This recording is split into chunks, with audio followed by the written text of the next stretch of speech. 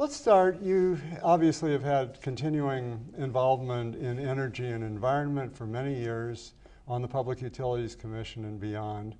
What's important for people to know from that time and going forward? Well, I think going back into the 90s and working your way forward, that conservation and renewable energy has been the goal of the California Public Utility Commission. It's been the goal of the governor in his recent legislation on in the environment. And I just think both the oil independence, because right now we're using more than 50% of our oil is coming from outside the United States. And I think that dependence on that foreign oil is really hurting our economy. I mean, just recently, the price of oil has gone over $110 a barrel, which is a record ever. And I'm concerned that it might even get worse unless we really take some dramatic steps to overcome the dependence on that oil. Now, I seem to recall that while you served on the commission, that you led pioneering steps in California into alternative energy. Well, while I was on the commission, we were able to do several things that back in the 90s that really set the tone, if you will.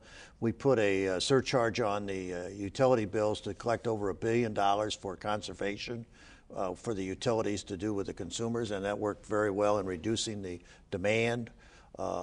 We had a renewable program where we were it was very expensive. I must say that. It was very expensive, but we were able to get 11% of California's production now. It was at renewables or alternative fuels. So there was no emission of fossil fuels as a result of that. So it was very expensive. I remember one of my old lines was it cost 25 cents a day for every man, woman, and child in California for 10 years. But I understand that positioned us as a state as a leader or the leader. The leader. I mean, we had 11%, and I'm sure it's closer to 15% today, compared to other states. Back when I left the commission, it was under 3% for any of the other states. So we were the leader, and we set the trend, and we paid for it, but it's paid off. So now we can be proud of what we've done, and it's really helping the environment in California. And as you see the momentum continue, the governor endorsing new initiatives and so forth, what do you see that our viewers should be knowledgeable about going forward? Well, I think if able to get elected in Congress, that I would look at a national cap and trade program, and that's a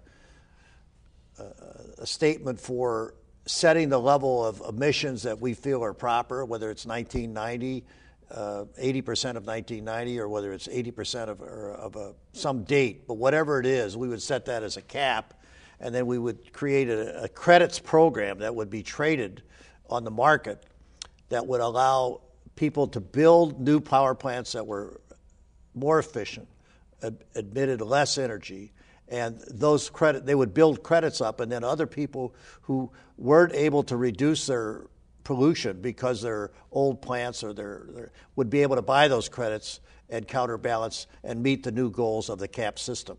So it's a complicated affair, but I would advocate that as a congressman to have a nationwide trade and cap program. So the people who are doing well get rewarded, or the companies that are doing well get rewarded monetarily for doing it, and the other folks who are not have an incentive over time to do better so they don't have to pay.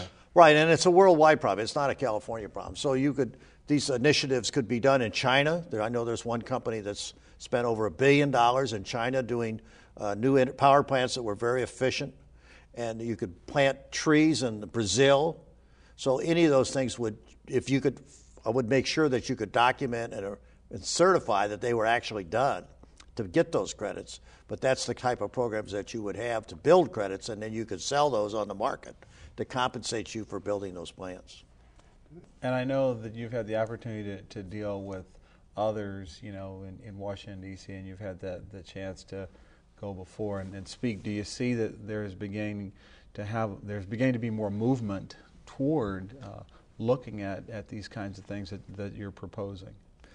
Well, Europe has adopted this a cap and trade system, and it's being considered in the Congress, but it really just hasn't taken the final leap to be embraced by enough people to get it passed. So I would certainly try and educate some of the congressmen that I know personally, and try and do what I can to help others to understand it better and why it's important to do something like that, to let the free market forces develop it rather than to have a regulatory process. I mean, the regulatory can set the cap and decide, but then the market will decide how to do it and who will do it. And it's going to be a challenge, but I think it can be done.